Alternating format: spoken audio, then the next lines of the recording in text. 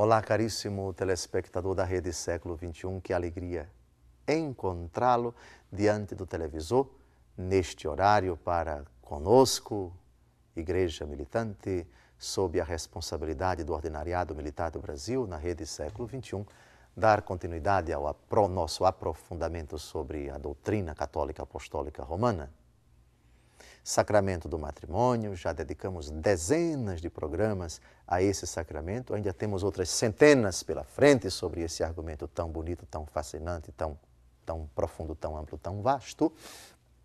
E já estamos na fundamentação bíblica, nos textos do Novo Testamento, que tratam do sacramento do matrimônio, tratam da instituição matrimonial. Agora, nós vamos retomar o famoso capítulo 7 da 1 aos Coríntios, já tendo aludido aos 3 primeiros versículos desse capítulo. Agora nós vamos falar de um versículo muito importante, é o versículo 4. Leiamos o texto e depois teçamos alguns comentários.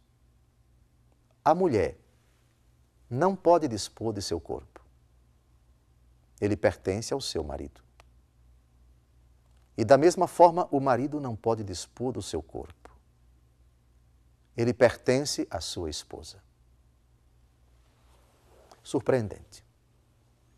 Na doutrina cristã, na doutrina católica, na doutrina cristã, nós temos o cumprimento no sacramento do matrimônio dessas palavras de Jesus, citadas, que já aparecem no livro do Gênesis, que tem um aprofundamento nas palavras de Jesus: o que Deus uniu, o homem não separe. O homem deixa seu pai e sua mãe e se une à sua mulher, de sorte que já não são dois, mas uma só carne. Uma só carne. A palavra carne, no mundo hebraico, no mundo bíblico, na visão dos judeus, dos hebreus e do próprio Jesus, é um significado muito mais amplo do que a carne material. É a pessoa toda, na unidade de pensamentos, de vida, de sonhos, de projetos. Uma só carne significa duas vidas que se tornam como se fossem uma.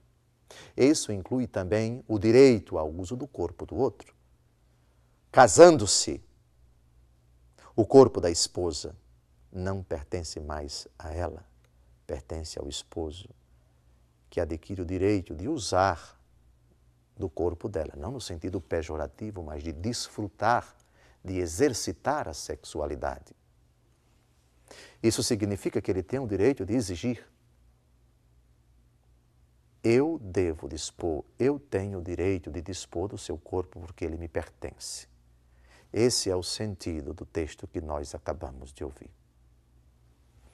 Por isso, salvo sem uma razão grave, salvo um caso grave, uma causa justificada, a esposa não tem o direito de dizer: eu não quero fazer sexo com você, eu me recuso a fazer sexo com você.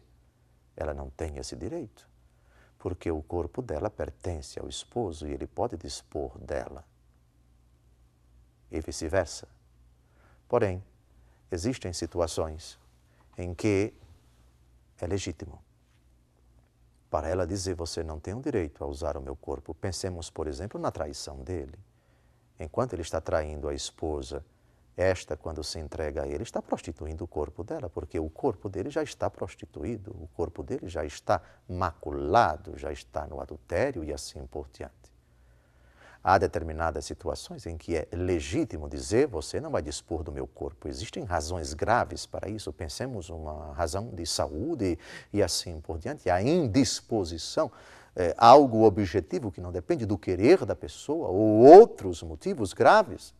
Mas, salvo nessas situações extremas, nessas situações limite, o marido não pode dispor do seu corpo. Ele pertence à esposa. E o corpo da esposa pertence ao marido que, com o casamento, adquiriu o direito de dispor dele.